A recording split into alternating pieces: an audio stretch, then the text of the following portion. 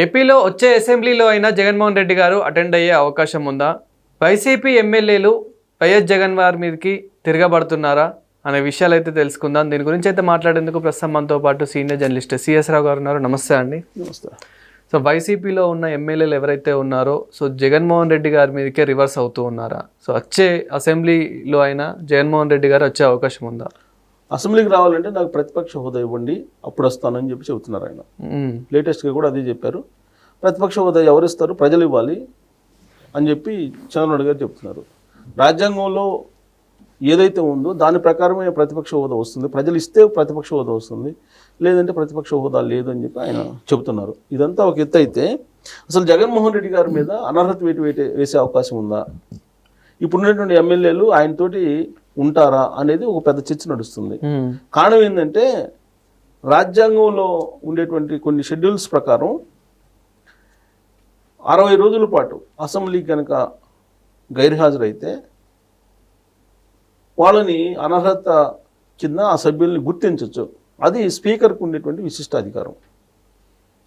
ఇప్పుడు జగన్మోహన్ రెడ్డి గారితో ఉన్న ఎమ్మెల్యేలు 60 రోజులు వరుసగా కాలేదు.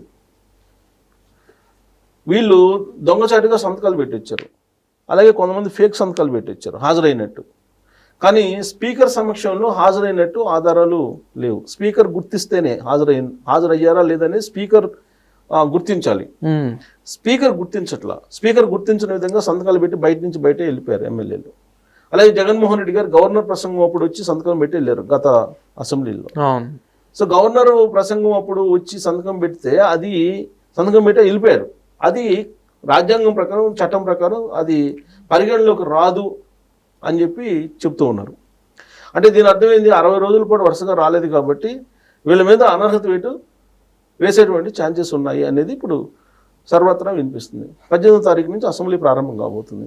ఈ అసెంబ్లీకి హాజరు కావాలంటే ఆయన నాకు ప్రతిపక్ష హోదా ఇస్తేనే నేను వస్తానంటున్నారు. ఆయనతో పాటు ఇప్పుడు ఆయన రావట్లేదు కాబట్టి ఆయనతో ఉండేటువంటి 10 మంది ఎమ్మెల్యేలు కూడా రావట్లేదు. ఇది వాళ్ళ మీద అనర్హత వేసే దిశగా వెళ్తుందేమో అనేటువంటి ఆందోళన ఇప్పుడు ఎమ్మెల్యేల్లో ఉంది. అందుకే 6 ఎమ్మెల్యేలు ఇప్పుడు రివర్స్ అయ్యారు జగన్మోహన్ రెడ్డి గారికి. మీరు వచ్చినా రాకపోయినా మేమైతే అసెంబ్లీకి వెళ్తాం, లేదంటే మా అసెంబ్లీ పరిధిలో, నియోజకవర్గ పరిధిలో ఉన్నటువంటి సమస్యలను మేము చెప్పాలి కదా, ప్రజలు నిలదీస్తున్నారు కాబట్టి మేమైతే అసెంబ్లీకి వెళ్తాం అనేటువంటి ఒక సూచన, సంకేతాలు జగన్మోహన్ రెడ్డి గారికి పంపించారనేది ఆ పార్టీలోని ఇప్పుడు ఒక చర్చ జరుగుతుంది. ఆ 6 ఎమ్మెల్యేలు పోతే ఇంకెంతమంది ఉంటారు? 5 ఉంటారు. 5లో ఈ జగన్మోహన్ రెడ్డి గారు, పెద్దిరెడ్డి రామచంద్రారెడ్డి గారు ఇలాంటి వాళ్ళే, వాళ్ళ కుటుంబ సభ్యులు ఉన్నారు. మిగతా 6 అయితే మాత్రం రేపు అసెంబ్లీకి హాజరవుతామని చెబుతున్నారు.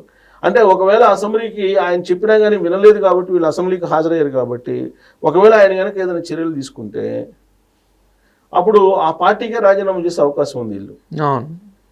సో కాబట్టి ఇప్పుడు ఏం జరగబోతుంది అనేది, వాళ్ళు అనర్హత వేయించుకుంటారా లేదంటే జగన్మోహన్ రెడ్డి గారి ఆగ్రహానికి గురి అవుతారా అనేది ఎమ్మెల్యేలకు సంబంధించినటువంటి అంశం.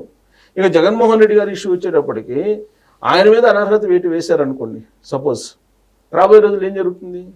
పులివెందుల ఉప ఎన్నిక వస్తే రిజల్ట్ ఎలా ఉంటుంది అనేది రీసెంట్గా మనం పులివెందుల జెడ్పీటీసీ ఎన్నికల్లో చూసాం.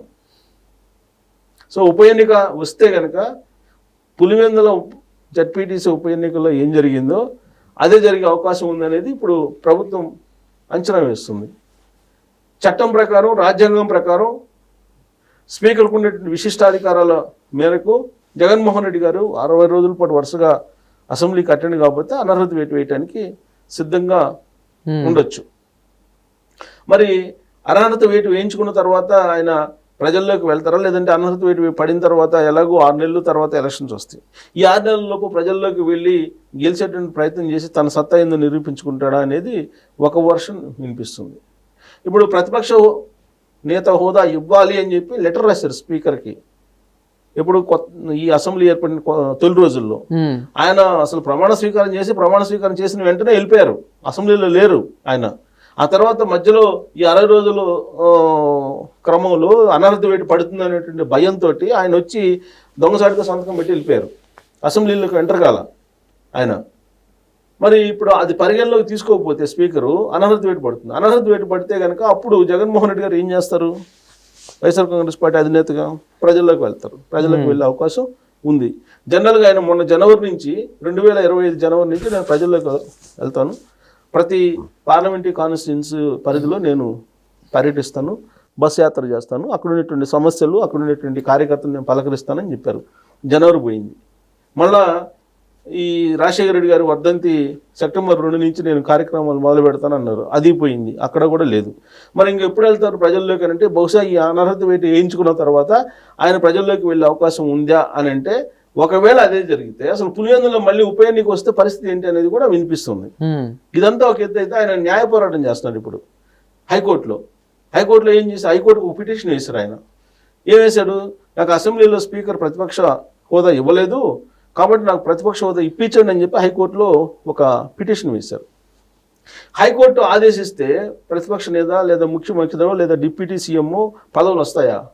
రావు కదా. ప్రజాక్షేత్రంలో ప్రజలు ఆదరించి ప్రజలు ఒప్పుకుంటే ప్రజలు ఇచ్చిన తీర్పు ప్రకారం రాజ్యాంగం ప్రకారం ప్రతిపక్ష హోదానా లేదంటే ముఖ్యమంత్రి హోదానా లేదంటే ఇంకొక హోదానా మంత్రుల హోదానా ఇవన్నీ వస్తాయి. ప్రజలు తీర్పు ఇవ్వకుండా నాకు ప్రతిపక్ష హోదా కావాలని అంటే ఎలా? అసెంబ్లీలో ఉండేటువంటి నెంబర్ ఆఫ్ ఎమ్మెల్యేస్ని చూస్తే కనుక 164 మంది కూటమికి సంబంధించినటువంటి ఎమ్మెల్యేలు ఉన్నారు. ప్లస్ 11 మంది 175 మంది మొత్తం 175 మందిలో నీకు 11 మంది వస్తే నీకు 19 మంది రావాలి. యాక్చువల్గా 19 మంది రావాలి. ఈ 19 మంది రావాల్సి ఉంటే నీకు 11 మంది వచ్చారు. మరి అలాంటప్పుడు నీకు ప్రతిపక్ష హోదా ఎలా వస్తుందని చెప్పి స్పీకర్ చెప్తున్నారు. దాన్ని న్యాయ పోరాటం చేసి తీసుకొచ్చుకోవాలని హైకోర్టులో పిటిషన్ వేశారు. అది హైకోర్టు డైరెక్షన్ ఇవ్వదు. ఎందుకంటే లెజిస్లేషన్ వేరు, జ్యుడిషియరీ వేరు. జ్యుడిషియరీ వచ్చి లెజిస్లేషన్ మీద పెత్తనం చేయాలి అనుకోదు. అలా అని చెప్పి జ్యుడిషియల్ మీద లెజిస్లేషన్ వెళ్ళి పెత్తనం చేయాలనుకోదు. ఇది తెలుసు ఆయనకి. మరి ఇది ఎందుకు చేస్తున్నట్టు అని అంటే ప్రజాక్షేత్రంలో ఆయనకి ఏదో సానుభూతి వస్తుంది అనేటువంటి ఉద్దేశంతో. మరి ఆయనకి నిజంగా సానుభూతి వస్తే మరి జడ్పీటీసీ ఎన్నికల్లో డిపాజిట్లలో రావాలి కదా. వైఎస్ఆర్ కాంగ్రెస్ పార్టీకి డిపాజిట్లు కూడా రాలేదు కదా. పులివెందుల్లో దాదాపు 30 ఏళ్ల నుంచి ఓటమి అనేది ఎరగనటువంటి వైఎస్ఆర్ ఫ్యామిలీ అక్కడ ఓడిపోయింది. సో కాబట్టి ఇవన్నీ చూసిన తర్వాత పులివెందుల ఉప ఎన్నిక ఫలితాలు చూసిన తర్వాత ఇప్పుడున్నటువంటి 11 మంది ఎమ్మెల్యేలు 6 ఎమ్మెల్యేలు రివర్స్ అయ్యారు ఆయనకి అని చెప్పి తెలుస్తుంది. బాబు నువ్వు వెళ్తే వెళ్ళు, లేకపోతే లేదు, మేమైతే వెళ్తాము, మా ప్రజా సమస్యలు మేము వినిపించాలి అసెంబ్లీలో, లేదంటే ప్రజలకు మేము నెక్స్ట్ ఎలక్షన్కి పోయి మేము ఏం చెప్పుకోవాలి, కాబట్టి మేమైతే వెళ్తాము అనేటువంటి సంకేతాలు ఇచ్చారని చెప్పి తెలుస్తుంది. 18వ తారీఖున అసెంబ్లీ ప్రారంభం కాబోతుంది కాబట్టి ఈ లోపుగా ఈ ఎమ్మెల్యేలు రివర్స్ అయ్యేటువంటి ఛాన్స్ ఉంది. ఆ రివర్స్ అయితే ఇప్పుడు వైఎస్ఆర్ కాంగ్రెస్ పార్టీ విలీనం అయ్యే అవకాశం ఉంది తెలుగుదేశం పార్టీలో, లేదంటే కూటమిలో విలీనం అయ్యే అవకాశం ఉంది ప్రభుత్వంలో. ఆ పరిస్థితి వస్తుందేమో విలీనం అనేది, అది మనం వెయిట్ చూడాలి. Thank you sir. Thank you.